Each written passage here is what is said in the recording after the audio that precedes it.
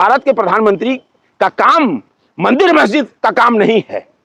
भारत के प्रधानमंत्री बनने का जो काम है, जिस पद और गोपनीयता की आपने शपथ लिया है, उसमें है आप रचनात्मक काम करें, देश का विकास करें, युवाओं को रोजगार दें, महिलाओं को सुरक्षा दें, देश में कॉलेज यूनिवर्सिटी बनाएं, शिक्षित बनाएं देश को, देश की सेना को सबल बनाएं।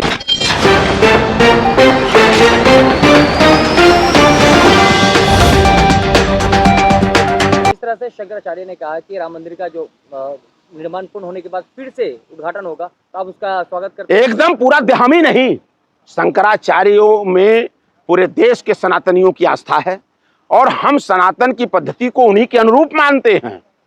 हम अगर शंकराचार्य महोदय, शंकराचार्य जो हमारे धर्म के महारक्षक हैं सनातन धर्म की, अगर वो निर्णय लेकर कहते हैं कि इस तिथि को अयोध्या में पुनः प्राण की प्रतिष्ठा होगी, पूरा देश उमड़ेगा, देख लीजिएगा। और उस किसी भी मंदिर की प्राण प्रतिष्ठा की जिम्मेदारी धर्म गुरुओं की है, देश के प्रधानमंत्री की नहीं है।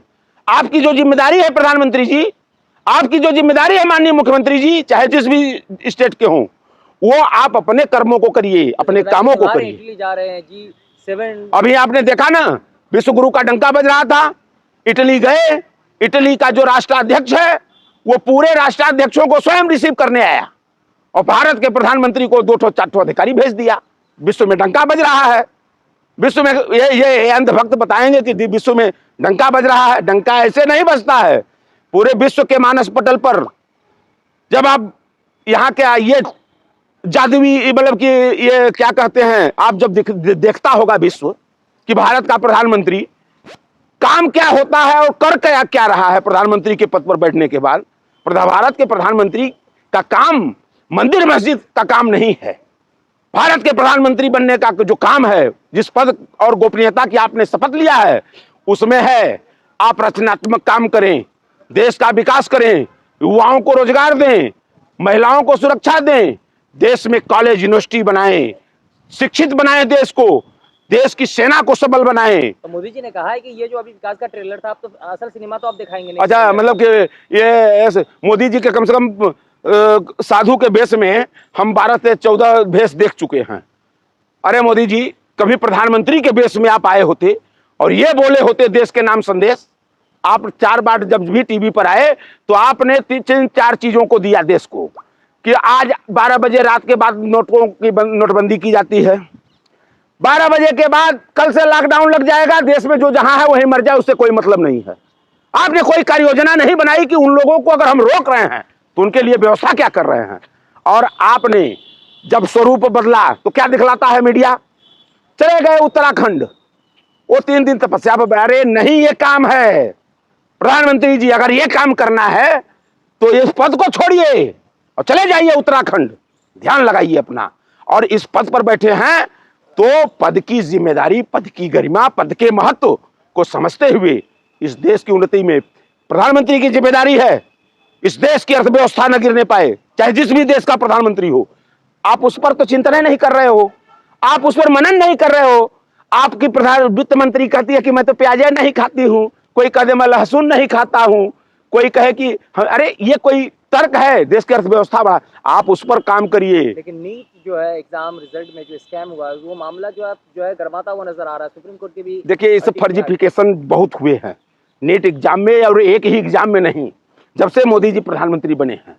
ये तो बड़ा दुर्भाग्यपूर्ण इस देश का है कि नीट एग्जाम की आज आप बात करें, 10 बरस से इतने पेपर लीक हो गए, इतने नौजवानों के भविष्य चौपट हो गए, उम्र निकल गई लोगों की। आपने बिना पढ़े लिखे लोगों को आईएएस बना दिया। इस देश में बड़ी दुर्भाग्य है कि इनके शासनकाल में कम से कम 100-150 ऐसे आईएएस पद बिना कुछ नहीं, कोई परीक्षा नहीं दिए हैं, कोई परीक्षा नहीं उन्होंने पास किया है और उनको आईएएस बना दिया गया है। ये दुर्भाग्य है देश का। तो इनकी मानसिकता यही, देखिए क्या है, अंतिम निचोड़ आपको बता देता हूं। नगरी चौपट राजा, अंधेरपुर नगरी चौपट राजा, 1.25 भाजी 1.25 सिर खाजा, वही कहानी है। यहाँ किसी को कोई, अरे राजा भी पढ़ा लिखा नहीं है, वही स्थिति अंधभक्तों की है। कौन कहता है अंधभक्ति का मोदी जी तो पढ़े, कहाँ पढ़े हैं, कहाँ? इंटायर पॉलिटिक्स से आप मास्टर की डिग्री किसी और की लाइए, हमको दिखलाइए, इस पूरे विश्व में किसी एक और व्यक्ति को खोज लाइए। केजरीवाल को 25,000 का जुर्माना लगा था, आपने नहीं ले आइए ना आप। हम तो कह रहे केजरीवाल, हम केजरीवाल थोड़े नहीं यार, हम मुख्यमंत्री। केजरीवाल पॉलिटिकल वो एक्टिविस्ट, वो मुख्यमंत्री हो, वो हम केजरीवाल नहीं हैं। लेकिन हम भी समाज को जितना समझ सकते हैं, देश को जितना समझ सकते हैं, वो हम जानते हैं। क्योंकि मैं भी पढ़ा लिखा थोड़ा बहुत हूं, मैं भी पढ़ा लिखा हूं, तो हम इतना बेवकूफ तो है नहीं कि जो इस डिग्री को आपने लिया है, भारतवर्ष में नहीं पूरे विश्व में इकलौते व्यक्ति हैं आप, इकलौते व्यक्ति हैं। तीसरी बार मोदी जी प्रधानमंत्री बन गए हैं। हाँ? जनता लगातार उनको मैंडेट दे रहा है, लोकप्रिय है जनता के बीच में वो, फिर भी आप कह रहे हैं वो। देखिए, तीसरी बार नहीं, जनता ने नहीं दिया है। जनता ने तो इनको नीचे किया है। इनको 14 में दिया, कांग्रेस के खिलाफ ये इन्हीं कालनेमियों को, जिसका नाम आप ले रहे हैं, ये फर्जी जो साधु संत पेट फुलाने पचकाने वाला एक तो बाबा हरिद्वार में बैठता है, वो कहता कि पेट पिलाओ पचकाओ, और ऐसे चिट्ठी दिखलाता था कि इतनी लिस्ट है काला धन की मेरे पास, मोदी को वोट दो, सबके खाते में मार रुपया आ जाएगा, पेट्रोल 30 रुपया लीटर बिकने लगेगा। कह रहे कि जो अरे देखिए, एक चीज बता दे, वो जो है राम भद्राचार्य मार्ग की, तो राम भद्राचार्य मार्ग की कोई बातें मत करो आप। वो जान लो कि अब चूंकि साधु के भेष में है, लेकिन और आंख से अंधे हैं, जन्मजात अंधे हैं। पता नहीं कौन सा उन्होंने अपने जीवन में क्या किया था कि पहले तो मतलब आप अंधे हुए, अब तो कम से कम इस उम्र में अगर चोला अपने साधु का पहना है तो अच्छे कर्म, अच्छी बात समाज के प्रति रखिए।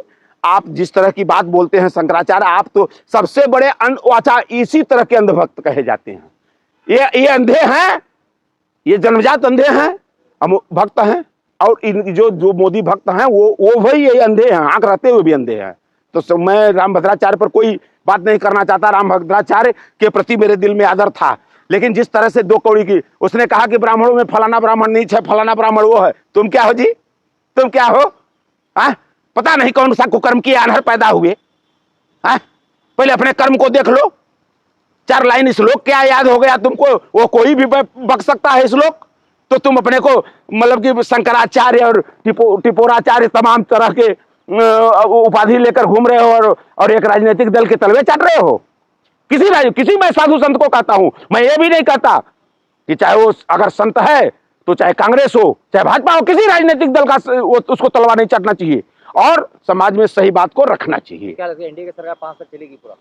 वो एनडीए की सरकार, अब वो उनके लोग जाने, उसमें हमारा विषय नहीं। कांग्रेस का काम है, जिम्मेदारी से कह रहा हूं आपके चैनल पे, एक कांग्रेस वर्कर होने के नाते, कि राहुल जी देश आपको देख रहा है और आपकी नीतियों और आप पर विश्वास कर रहा है। आप जनता की आवाज बनकी और अपनी ताकत को लेकर सदन से संसद तक लड़िए। हम सारे कांग्रेस जन आपके साथ हैं।